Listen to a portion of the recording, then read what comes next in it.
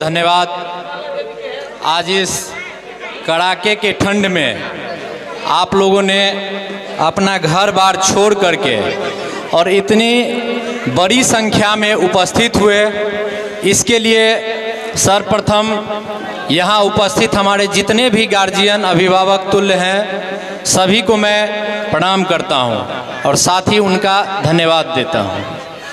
आज ग्राम कचहरी जन शिकायत सह निवारण केंद्र सभा में उपस्थित मंचासीन हमारे देवधा कैंप के एसआई साहब तथा उनके समस्त टीम, उनका भी मैं विशेष रूप से आभार प्रकट करता हूं। साथ ही साथ जयनगर प्रखंड के सरपंच संघ के हमारे चहेते सचिव जहांगीर हाशमी जी, गार्जियन तुल्य अभिभावक बैरा के सरपंच कारी यादव जी, हमारे मित्र शंभू कुमार महतो जी जो कि बेल्ही दक्षिणी के सरपंच हैं, साथ ही साथ देवधा दक्षिणी के सरपंच रामचरित्र ठाकुर जी और बेल्ही पूर्वी के सरपंच रामचंद्र मंडल जी, मेरे मित्र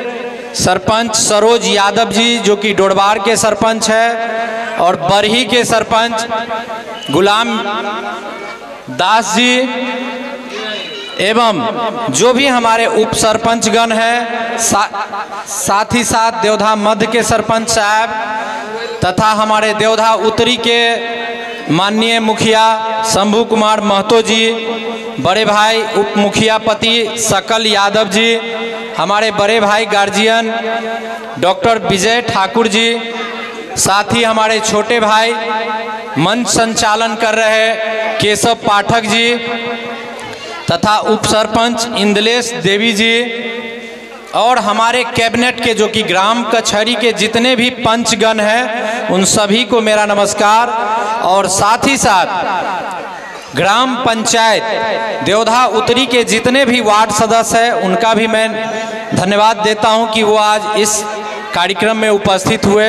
साथ ही साथ देवधा मध्य के हमारे गार्जियन तुल्य सूरज महतो जी एवं योगेंद्र महतो जी,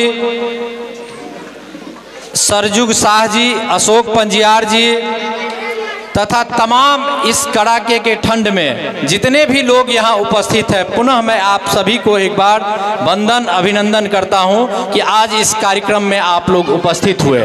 साथ ही साथ महिला स्वयं सहायता समूह चला रही उसके सीएम सीता पंडित जी भी।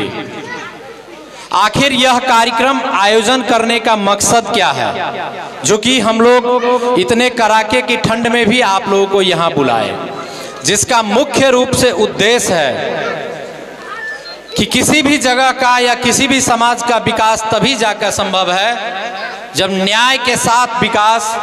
हमने चुनाव के समय में भी कहा है और हमारी समिति जो गांधी नवयुवा सेवा समिति के नाम से चलती है, हम लोग संस्था चलाते हैं, उस समय भी और आज भी चल रहा है। उसका मूल रूप से मंत्र यही है कि हम लोग संगठन के माध्यम से समाज में जो भी विकृतियां हैं या जो भी विकास हो रहा है वह गुणवत्तापूर्ण विकास हो, समाज में सबसे निचले तबके लोगों तक सही न्याय मिले, जिससे न्याय के लिए आपको कोर्ट कचहरी थाना फौजदारी का चक्कर नहीं लगे।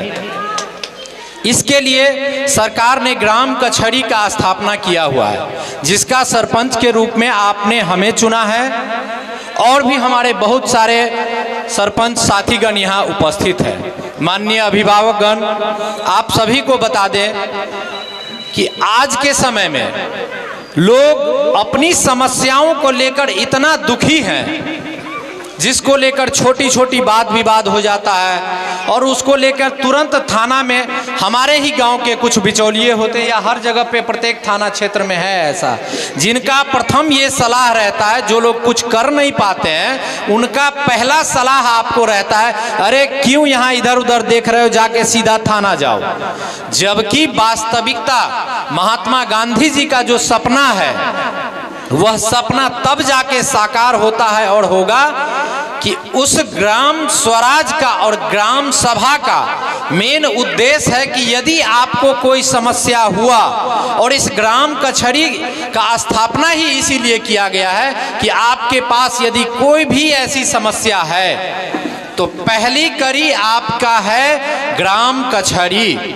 आप वहां एक आवेदन के रूप में वहां दे, अपने वार्ड के पंच से मिले, सरपंच से मिले और उन तक अपनी बात को रखे, चाहे समस्या कितना भी बड़ा हो, आप वहां तक अपनी बात को रखते हैं तब वो, और वहां जाकर के एक फीस भी लगता है जो 100 रुपये की फीस होती है, जो गवर्नमेंट रजिस्टर्ड फीस है, जिसमें इसके बाद मुकदमा दर्ज होता है और 100 समय में यानी तय समय के अंदर में आपकी जो भी समस्या है जो ग्राम कचहरी में सुनने योग्य है उसे सुना जाता है। और आप लोगों को आश्चर्य होगा कि शायद मधुबनी जिला का जो सरपंच है और उसमें भी जयनगर प्रखंड के सरपंच संघ यानी जिसका अध्यक्ष अभी वर्तमान में हमें चुना गया है, जितने भी सरपंच सब हैं उनके आशीर्वाद और कृपा से वो लोग पूरे मधुबनी जिला में नंबर 1 है इस तरह की समस्याओं को सुलझाने के लिए। बशर्ते उस सब का एक ही लक्ष्य है कि आप उन तक पहुँचे। डायरेक्ट कोई भी ऐसा चीज हो जाता है तो आप लोग थाना में पहुंचते हैं, होता क्या है थाना केस करके और कोर्ट में भेज दिया जाता है और वहां से समाधान नहीं होता है। हमारे ग्रामीणों को सालों साल तक, आपको जानकर हैरानी होगी कि बहुत सारे ऐसे समस्या जो यहाँ पे बहुत सारे लोग यहाँ पे उपस्थित है, उनका एक जीता जागता एग्जाम्पल स्वरूप मैं आपको बता दूं, हमारे उप मुखियापति सकल यादव जी, जिनका लगभग 40 वर्षों से जो लोग केस लड़ रहे थे, मुकदमा हाई कोर्ट तक गया था, लेकिन वहां से फैसला नहीं करके वो लोग भेज दिए ग्राम कचहरी यानी आपके देवधा उत्तरी में। जिस समस्या का समाधान हम लोगों में आपसी में बैठ करके सामंजस्यता के साथ सारे दोनों पहलू को देखते हुए और यहाँ जाकर हम लोग उस समस्या को निपटाए हैं। और भी आज के डेट में 11-12 ऐसा केस है जो जिला से आपके पंचायत में आया है। तो इस प्रकार का आप लोग, ये नहीं कि हमको कुछ हुआ और तुरंत थाना चले गए, यहाँ थाना के पदाधिकारी को भी आना था, वो अभी नहीं आ पाए हैं। तो ये हुआ आपके छोटी छोटी समस्याओं वाद विवाद से जुड़ा हुआ कि आप लोगों से आग्रह रहेगा कि आप लोग उसको तुरंत नहीं जा करके आप लोग थोड़ा सा इंतजार करें, अपने सरपंच को खोजें। यदि वो नहीं करेंगे, एक होता है कि भाई वो यदि नहीं कर पाए, तो यदि वो नहीं करने में सक्षम होंगे तो वो क्या करेंगे, वो फॉरवर्ड करके आपको थाना में दे देंगे। वो नहीं कर पाएंगे तब जाकर जो उसकी सुनवाई होगी और केस होगा वो मजबूत होगा, सबूत के साथ होगा। तो ये तो रहा न्याय से संबंधित बात। और चूंकि यहाँ पे हम लोगों ने जो आज यह आयोजन किया है, इसका मुख्य उद्देश्य है कि गांव में सिर्फ आपसी लड़ाई का ही समस्या नहीं है। हमारे माननीय बच्चों थोड़ा शांत हो जाओ, इनको विनय जी थोड़ा कहिए।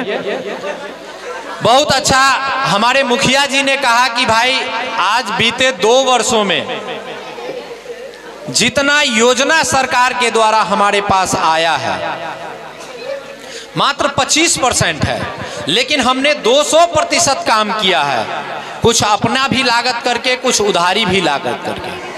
तो मेरा उनसे भी विशेष रूप से आग्रह अनुरोध रहेगा कि जो गांव में समस्या है, क्योंकि हम लोगों का अभी के नए नियमावली में आदेश आया है ऊपर से पंचायती राज विभाग से कि गांव में जो सर्वप्रथम काम होने लायक है, जैसे कहीं पे जल जमाव हो रहा है तो वह जल जमाव निकासी का तुरंत की आवश्यकता है, वैसे कार्यों को पहली प्राथमिकता देते हुए सर्वप्रथम पहले उस कार्य को किया जाए। जहां पे रोड टूटा हुआ है, गली नली की व्यवस्था नहीं है, चाहे जहां पे नल जल बंद पड़ा हुआ है, पहले उस काम को प्राथमिकता दिया जाए। इसके बाद जो दूसरा कार्य है, यदि कोई काम गांव में नहीं है तो आप उसके आधार पे दूसरा काम कर सकते हैं। यह ग्राम सभा का जो उनके भी बायलॉज में है और नियमावली से, चाहे कोई भी पंचायत चलता है या पंचायत का काम होता है तो उस नियमावली के अंतर्गत, न कि नियमावली से बाहर हम भी बंधे हुए हैं। सरकार के आज हमारे एसएसबी के जवान बंधे हुए हैं यहाँ पे, उनकी भी कार्य क्षेत्र का एक दायरा दिया गया है, वो उस क्षेत्र से बाहर नहीं जा सकते हैं। ठीक उसी प्रकार से हमारा एक जो कानूनी जो बायलॉज है उसमें एक दायरा बंधा हुआ है, ग्राम पंचायत के मुखिया जी का एक दायरा बंधा हुआ है। लेकिन जब हम उसी दायरे को पार करके जब समाज मिलके एकत्रित होते हैं तो वहां पे हम लोगों का दायरा इतना हो जाता है कि वहां पे डीएम भी कोई मायने नहीं रखते हैं, वहां पे सीएम भी कोई मायने नहीं रखते हैं। तो उसके लिए है जो आम सभा से पारित, जो हमें पहली प्राथमिकता है हमारे गांव में काम को, उस काम को अंजाम देना मुखिया जी का काम है, न कि कहीं पे। ये नहीं कि मैं इसी विषय पे कह रहा हूं, मैं पूरे प्रखंड का हूं, मैं हर जगह की बात करूंगा। न कि वहां के मुखिया जी का मनमाना कार्य कर लेना कि मेरे पास लाखों रुपए आया और मैं कहीं और लगा दूंगा, बिल्कुल नहीं। क्योंकि यह जागरूकता अभियान उस कार्य के लिए भी आज यहाँ पे किया गया है। वार्ड सदस्य का है तो उनका एक दायरा बंधा हुआ है कि वो अपने दायरे में अपने पंचायत में देखे, क्योंकि बहुत सारी त्याग और तपस्या के बाद आपको जाकर यहाँ के लोग और आप पे विश्वास 5 साल में दिखाते हैं। इसलिए नहीं कि 5 साल में हुआ तो बहुत सारे लोगों को आप देखते होंगे अनर्गल तरीके से जो काम नहीं होना है वहाँ भी कुछ पैसे लेके कुछ बरगला के उनको बरगलाया जाता है। बरगलाने के लिए हमें नहीं चुना गया है।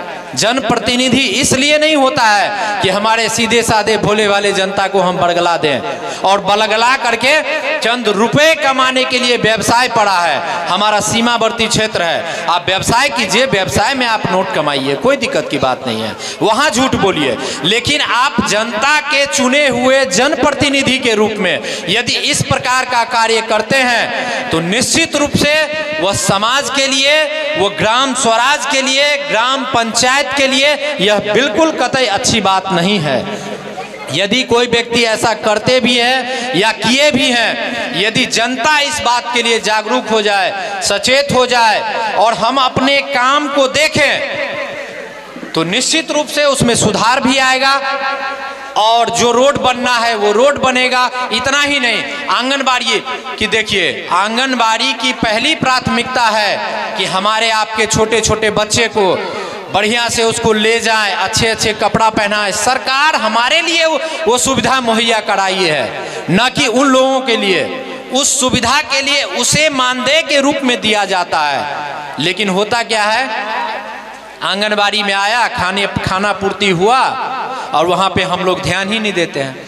हम लोग सोचते हैं ये तो भाई हम मुखिया चुन दिए, सरपंच चुन दिए, ये उनका काम है। नहीं, क्योंकि आपको अपने बच्चे के लिए सोचना है। आप अपने बच्चे के लिए नहीं सोचिएगा तो सोचिए कौन अपने बच्चे के लिए सोचेगा। आप हमारे यहाँ पे देख लीजिए, प्राइवेट स्कूल की व्यवस्था है, यहाँ पे बहुत सारे लोग बैठे हुए हैं। शायद यहाँ पे बैठे हुए लोगों के अधिकांश बच्चे सरकारी स्कूल के बजाय प्राइवेट स्कूल में जाते होंगे, जबकि हमारे लिए ऑलरेडी व्यवस्था सरकारी स्कूल में प्राइमरी शिक्षा के लिए किया गया है। लेकिन हम लोग ऐसा नहीं करते हैं। क्यों नहीं करते हैं? क्योंकि लगता है कि वहाँ पे पढ़ाई नहीं हो रहा है। जबकि किसी भी प्राइवेट स्कूल का आज के समय में आप देख लीजिए, वहाँ पे उसका प्रति माह का आमदनी 1 लाख भी नहीं आता होगा।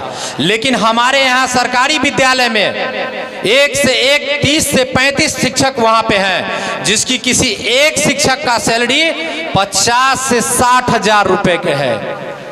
लेकिन पढ़ाई नहीं हो रहा है, हम लोग ध्यान नहीं दे रहे हैं। हम लोग क्या सोचते हैं कि वहाँ पे पढ़ाई नहीं हो रहा है, हम बच्चे को भेजेंगे तो चूंकि वहां जाएगा और खेलेगा धूपेगा नहीं। हम लोगों को सजग होना है, हम लोगों को बार बार ससमय वहां देखना है कि भाई शिक्षक लोग हमारे बच्चे को पढ़ाई कर रहे हैं कि नहीं कर रहे हैं। हमको इसके लिए जागरूकता होना होगा। यह कार्यक्रम उस चीज को समर्पित है, न कि यहाँ आए आवेदन दिए, उसका सुनना मेरा दायित्व है। इसके लिए आपको शायद हमारे सचिव महोदय, मुखिया जी, सभी लोगों ने बताया कि यह कार्यक्रम खुला मंच पहली बार ये देवधा उत्तरी इसका प्रथम शुरुआत है। जो आपकी जो भी समस्या है, आप खुले मन से, यदि मेरे विरुद्ध भी यदि कोई समस्या है, मुखिया जी के विरुद्ध कोई समस्या है, तो बेहिजक लोकतंत्र में ऐसा होना चाहिए कि आप मेरे लिए भी ऐसा विश्वास आप करें कि भाई सरपंच साहब आप यहाँ काम करते हैं, इससे मैं संतुष्ट नहीं हूँ। तो बहुत सारे ऐसी समस्या हैं जिसको लेके आप सभी को जागरूक होना होगा और अपने अपने बच्चे को पढ़ाइए। पढ़ाते तो हैं लेकिन निगरानी नहीं कर पाते। यदि कोई जन वितरण प्रणाली आपको ससमय अनाज नहीं दे रहा है, आप उसकी शिकायत कीजिए। यदि शिकायत नहीं कीजिएगा, आप सोचिएगा कि भाई सरकार हमको दे रहा है और 2 किलो हमको काठी लिया तो क्या हो गया, नहीं, वो अनाज आपके लिए आता है, कोई हम आपके अनाज काटेंगे क्यों? यदि ऐसा कुछ हो रहा है तो उसके लिए आपको जागरूक होना होगा, न कि हमें। हम तो आपको जगाने आए हैं इस कार्यक्रम के माध्यम से। यदि आप जाग जाइएगा, हर एक आदमी सरपंच के जिम्मेदारी को निभाएंगे तो निश्चित रूप से हमारा देवधा भी सुधरेगा। इसी तरीके से आप लोगों को पता होगा कि माननीय स्वर्गीय उदय कुमार महतो जी के नेतृत्व में देवधा उत्तरी में उप स्वास्थ्य केंद्र के लिए बहुत लड़ाइयाँ लड़के और देवधा उत्तरी में उप स्वास्थ्य केंद्र का निर्माण कराया गया था, लेकिन उसके बाद अभी वो इस दुनिया में भी नहीं है। 2017 में मेरे ही नेतृत्व में वहां पे धरना दिया गया और धरना देने के बाद तब जाके आज के समय में वहां पे एनएम नियमित रूप से बैठ रही है। आप लोगों को शायद मैं बता दूं, नियमित रूप से वहां पे एनएम बैठ रही है, लेकिन उसका लाभ आप लोग नहीं ले पा रहे हैं, जबकि लाभ लेना चाहिए। छोटी छोटी जो दवाइयां हैं वहां उपस्थित है, लेकिन आप लोग जाते ही नहीं है कि भाई हम सरकारी हॉस्पिटल में क्यों जाएंगे। जाना चाहिए। यदि आप जाइएगा नहीं तो आपको पता कैसे चलेगा वहां है कि नहीं है। उसी तरीका से बहुत सारे यहाँ पे आप देखते होंगे हमारे यहाँ एमबीबीएस डॉक्टर की कमी है। यदि हम सभी लोग जागरूक रहेंगे तो जागरूकता के साथ हम लोग एमबीबीएस डॉक्टर के लिए भी वहाँ पे पहल करेंगे। यहाँ पे आप देखे होंगे बहुत से प्रैक्टिस करने वाले डॉक्टर लोग, हमारे एक बड़े भाई विजय जी भी यहाँ बैठे हैं और भी बहुत सारे डॉक्टर लोग हैं उपस्थित। वो लोग दिन और रात मेहनत करके, यदि वो लोग का मैं भी उनका धन्यवाद देता हूँ कि वो लोग अपनी सारी चीज़ को छोड़ करके रात हो दिन हो वो लोग आप लोगों के सेवा में लगे रहते हैं। यदि वो लोग नहीं रहे तो इतनी बड़ी जनसंख्या है, उनका क्या होगा। तो इसके लिए आप सभी लोगों को सजग रहना है। यदि कहीं पे रोड बन रहा है वहां आप लोगों को निगरानी करनी है कि मुखिया जी या सरपंच साहब या बाहर के ठेकेदार हैं तो इसका एस्टीमेट हमको दिखाइए, और इसका जो नियमित रूप से जो कार्य क्षेत्र है उसमें आपका बहुत सारा मेहनत है तो आप 19-20 कर सकते हैं, लेकिन 18-20 करने का दायित्व हम आपको नहीं देंगे। इसके लिए ये कब संभव होगा, जब आप सभी लोग जागरूक होंगे। तब होता क्या है, हम काम कर रहे हैं और आपको लगा ये भाई मेरी जिम्मेदारी तो है नहीं, और हम काम करके, कोई बाहर का ठेकेदार है काम करके चला गया और 1 महीना बाद वो रोड उखड़ जाता है, उसकी जिम्मेदारी कौन? पैसा तो आपका हमारा लगा है, न कि किसी व्यक्ति का, मेरे और आपके लिए है। तो ऐसी बहुत सारी समस्या है और सबसे बड़ी समस्या आने वाले समय में एक और उद्देश्य है जो आप सब लोगों को यहाँ पे बुलाने का मेन मकसद है। आने वाले समय में देवधा जिस आबादी से बिलोंग कर रहा है, देवधा उत्तरी और देवधा मध्य, लगभग यहाँ दोनों पंचायत मिला करके यूँ तो जनसंख्या गिनती में शायद 10 से 15 हजार 16 हजार समथिंग का है, लेकिन देखा जाए तो 30 हजार के पार है इसकी आबादी। और क्षेत्रफल हम लोगों को, क्षेत्रफल जिसे कहते हैं उपजाऊ जमीन, उपजाऊ जमीन बहुत कम संख्या में हम लोगों के पास है। और आने वाले समय में देखते होंगे आपकी बारिश की संभावना होती है तो थोड़ा सा पानी पड़ा और अच्छे कपड़े लगाने का प्रत्येक व्यक्ति को शौक भी है। हमारे गांव में ऐसा ऊपर वाले के बहुत कृपा है कि लोग भी अच्छे अच्छे कपड़े लगा के रहते हैं, लेकिन अच्छे कपड़े लगा करके साइकिल तो दूर की बात, मोटरसाइकिल से भी आप आम सड़क पे नहीं चल पाएंगे, जिसका मुख्य कारण है जल जमाव। और जल निकासी नहीं होने के कारण यदि जल जमाव का समस्या नहीं रहेगा तो हम रोड पे कितना भी पानी पड़ा जल निकल जाएगा और कहीं नहर से जाके बह जाएगा।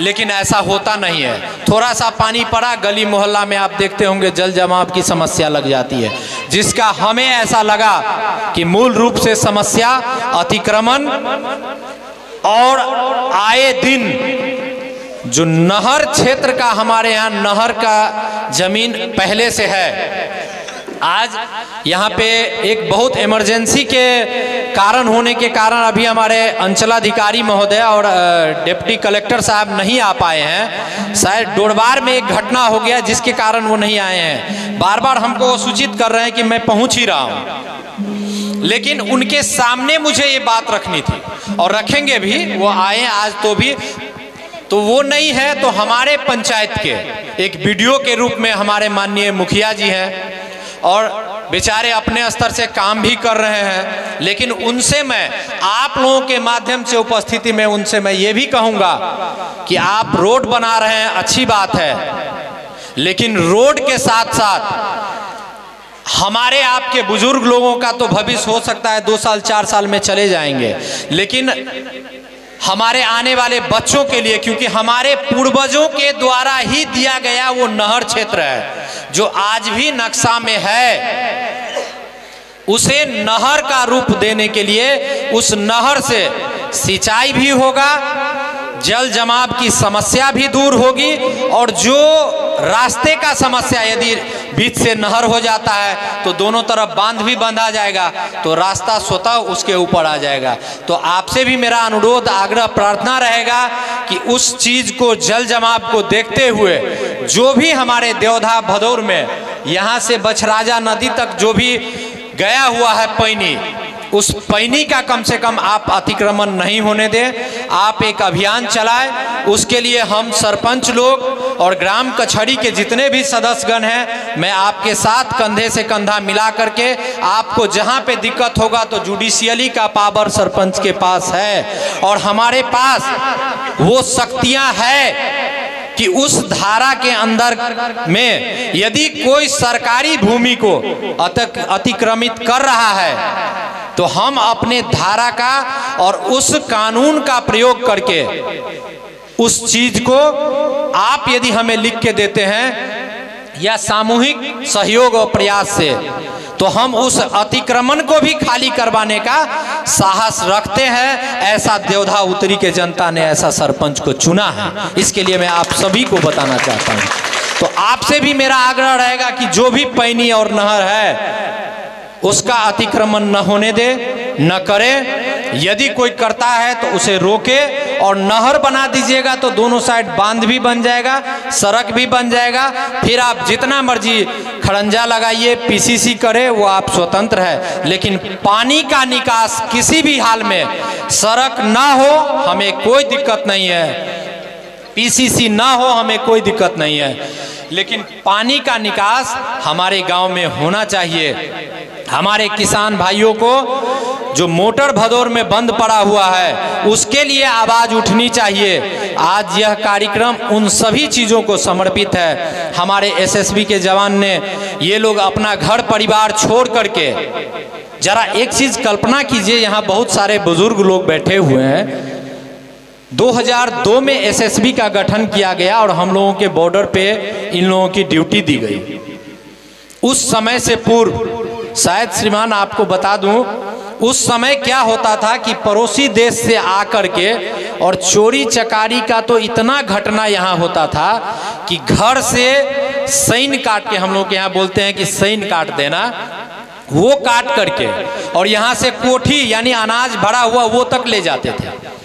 लेकिन आप जब से यहाँ पे आए हैं, यानी एसएसबी कैंप का निर्माण जब से हुआ है, उस प्रकार का हम लोगों का न तो चोरी किया जा रहा है, न तो उपद्रव किया जा रहा है बाहरी तत्वों के द्वारा। तो ये तो हम लोगों के लिए प्रशंसनीय कार्य है। आप लोग को लिए देखिए, इन्होंने कहा है कि भाई आप ही के गांव समाज के बच्चे उस तरफ जाते हैं और जो बैंड आइटम है, चाहे वो गांजा तस्करी हो या दारू तस्करी हो या गलत कार्य हो, उसमें हमारे ही आपके बच्चे संलिप्तता पाए जाते हैं।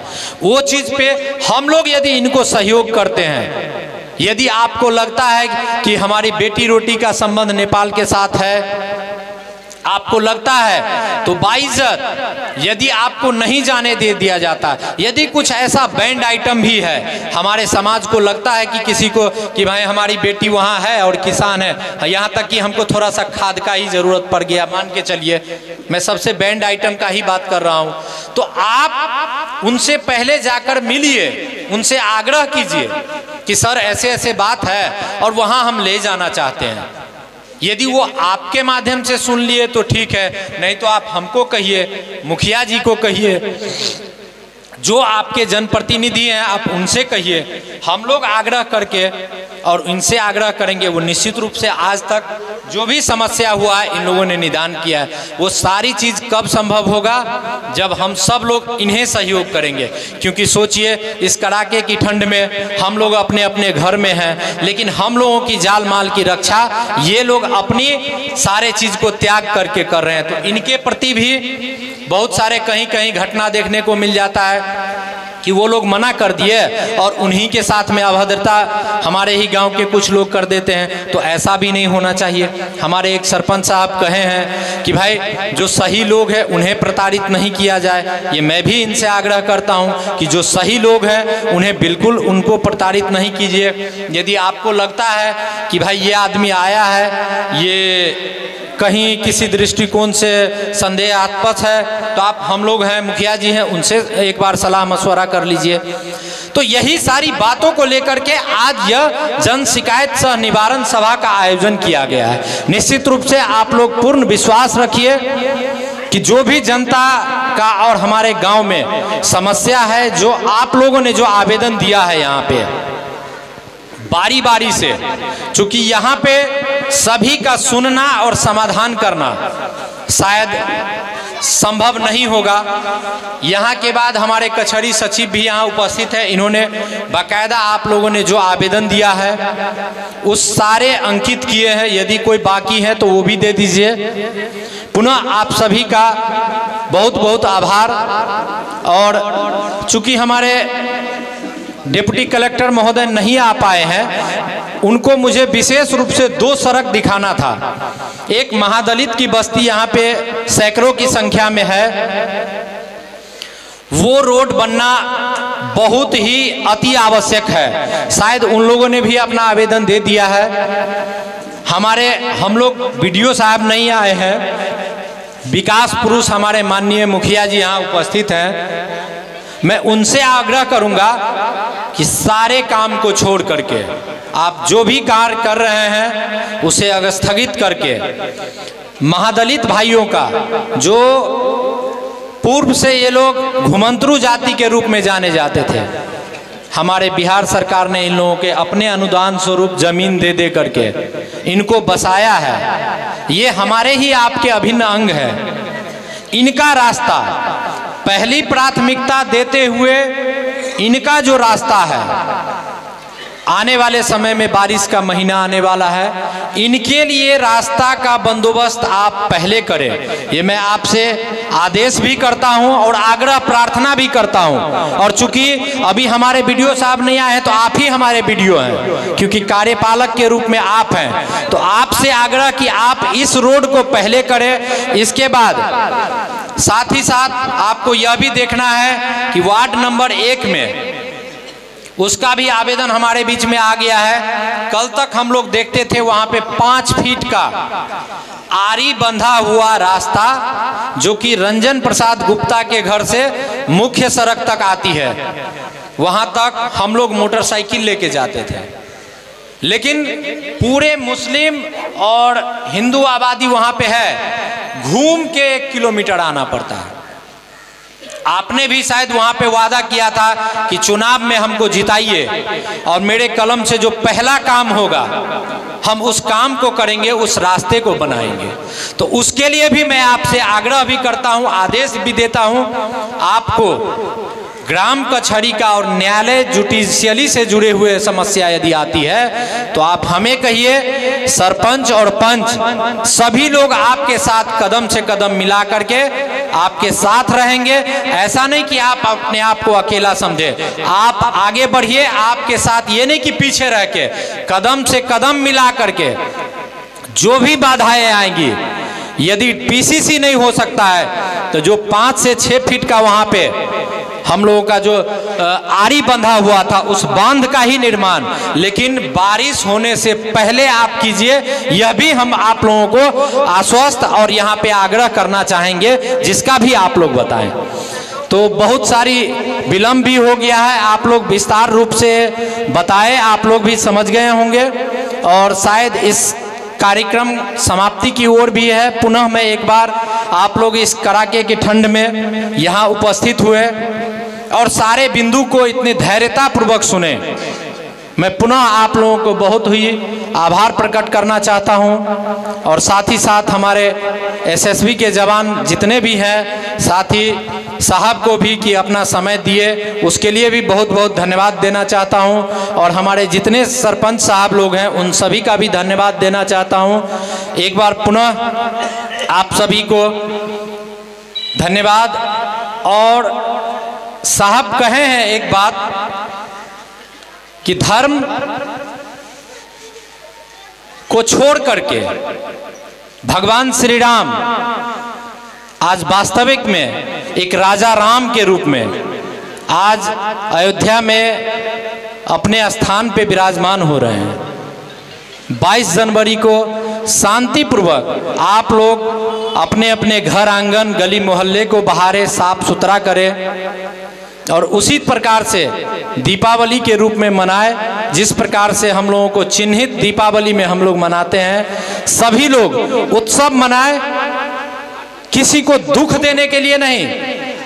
राजा राम, सभी के राम, राम का अर्थ उस संघर्ष से भी जुड़ा हुआ है, जो संघर्ष उस राम को मर्यादा पुरुषोत्तम राम बनाते हैं, उस राम को एक पिता के सच्चे पुत्र राम के रूप में मनाते हैं। इसी प्रकार से माता सीता आज हर घर में आप देखते होंगे बहू के रूप में आए हैं। बुजुर्ग लोग कहते हैं कि भाई आपके पति पत्नी के बीच में झगड़ा हुआ और आप मेरे हस्बैंड को या मेरे पति को बोलिएगा तो हम भिन्न हो जाएंगे, नहीं। लेकिन जरा सोचिए उस माता जो हमारे जगत जननी मिथिला के वासी हैं, आज हम लोग मिथिला क्षेत्र में हैं, हमारे ही आपके माँ बहन बेटी उस आदर्श को स्थापित किया, जिनको लगा कि नहीं, वास्तविक में मेरे पति को यदि वनवास हुआ है तो मैं अपने मायके में जाकर क्यों रहूंगी, मैं भी उनके साथ वनवास 14 बरस का भोगूंगी। तब एक जानकी जी सीता के रूप में सो जगत जननी माता सीता बन जाती है। एक राम, एक राजा के पुत्र राम, वो अपने पिता के आदर्शों का पालन किए। यदि आज ऐसा हो जाए तो कहेगा आपको पति पत्नी में झगड़ा है भाई, हम क्यों जाएंगे वनवास। लेकिन ऐसा नहीं, उन्होंने क्या कहा, यदि मेरे पिता ने वचन मेरी माँ को दे दिया तो मैं उसका पालन करूंगा। एक युवराज बन के नहीं, उनका यदि हुआ है कि मैं वन को जाऊं तो मैं वन में जाऊंगा। और सच्चाई की लड़ाई उन्होंने लड़ी, जिस प्रकार से समाज के हर एक तबके के लोगों को साथ में जोड़ करके लड़े। और जिस प्रकार से वो यदि वनवास से आने के बाद राजा राम के रूप में स्थापित हुए, मर्यादा पुरुषोत्तम राम कहलाए। और राजा के रूप में तो उन्होंने ऐसा कार्य किया कि अपने राज्य के प्रत्येक व्यक्ति के दुख को अपना दुख समझा, प्रत्येक व्यक्ति के सुख और दुख में वो भागीदार बने। तो इसलिए उस राम का और राम राज्य का कल्पना किया जाना चाहिए और उसका गुणगान किया जाना चाहिए। तो पुनः आप सभी लोगों का आभार प्रकट करते हुए 22 जनवरी को 21 जनवरी से ही आप लोग साफ सफाई में लग जाएं और 22 जनवरी को संध्या में आप लोग शांतिपूर्ण तरीके से सभी लोग अपने अपने घर पे दीप जलाइए और खुशी मनाइए। इन्हीं चंद शब्दों के साथ आप सभी का आभार, धन्यवाद, बहुत बहुत धन्यवाद। पुनः एक बार मैं यहाँ पे वीडियो साहब से बात करता हूँ, यदि वो आना चाहते हैं तो ठीक है, नहीं तो हम लोग इस कार्यक्रम समाप्त